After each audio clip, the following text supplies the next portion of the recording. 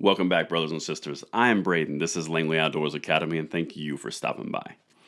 All right, guys, for today's bullet points episode, we're going to go into Colorado, or California, as it's quickly becoming.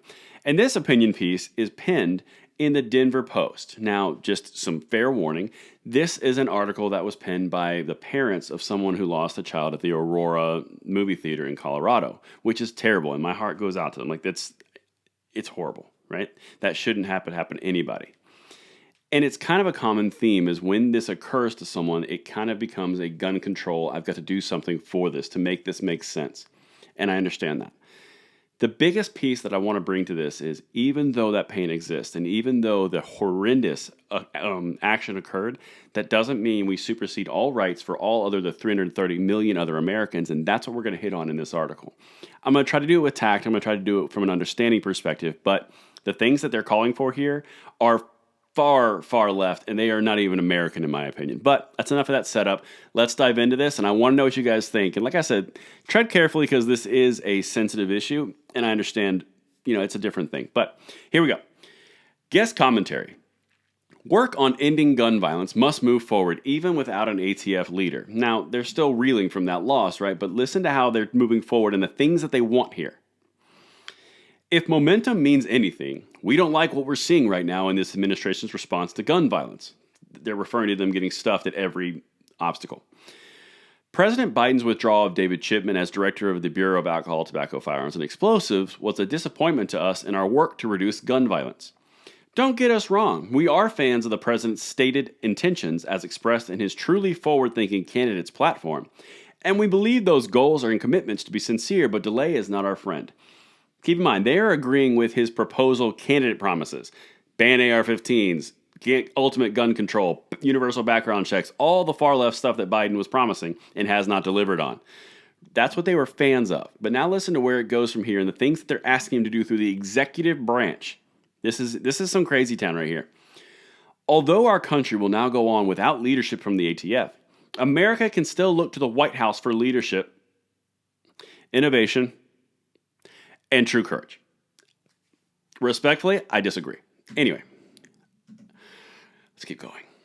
Over the past 9 years, we have learned what's essential to stop the gun carnage that claims the lives of more than 100 people every day in the United States. Now, the first thing I'm going to hit here, that's not a correct representation of the data that they're talking about. In fact, the amount of people that are killed by homicide, by gun violence, is a third of that. So that's about 33, 34. 2/3 of that are suicides. So they're misrepresenting it a little bit.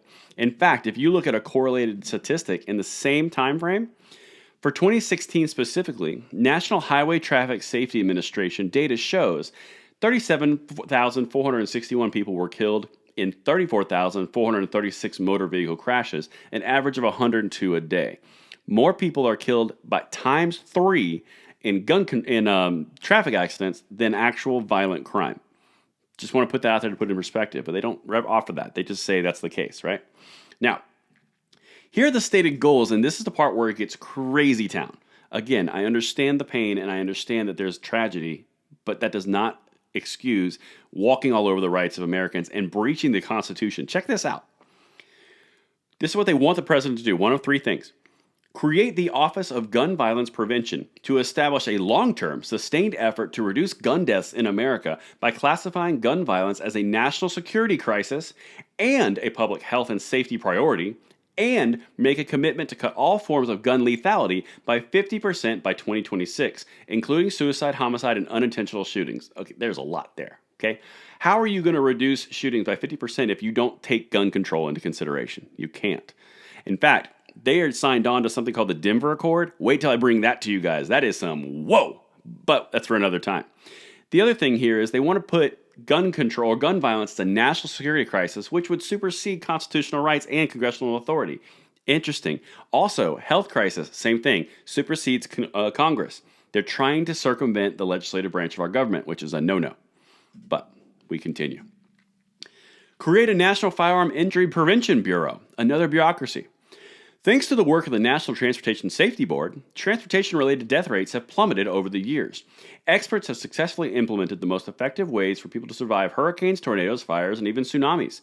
Our country desperately needs to learn how to design buildings, create floor plans, and devise exit strategies so people can escape public shootings like the mass shooting that claimed our Jesse 9 years ago.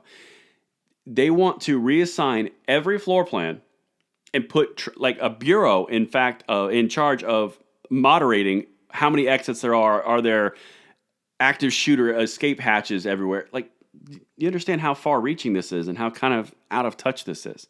Again, I understand the catalyst, but this does not make sense for everything. It's just like the Green New Deal, just like climate change, just like those things. They don't make sense. Anyway, I keep going. And this last one's interesting. Find ways to hold accountable gun manufacturers and sellers who sell guns and ammunition without completed background checks or who use false advertising to sell firearms. Two things there. One, you only need a background check on ammunition in like a couple states, which is crazy town. And just out of curiosity, how are you going to do the false advertising to sell firearms? How are you going to dictate what's false advertising? There's a few things there. And then the other piece here is find ways to hold accountable gun manufacturers and sellers. Well, the PLCAA is in place. Are you going to repeal the PLCAA? And that's the important piece. They're being so vague and ambiguous with their goals, but they're not saying how they're going to do it. And the brutal reality is, in order to do this effectively the way they want to do it, and according to this Denver Accord I'm going to bring to you soon, they have to institute full-on gun control all the time, completely. And that's what I have for you in the bullet points today. Let me know what you guys think in the comments below, and I will see you tonight at the 9 p.m. slot. I'm Braden. See you later.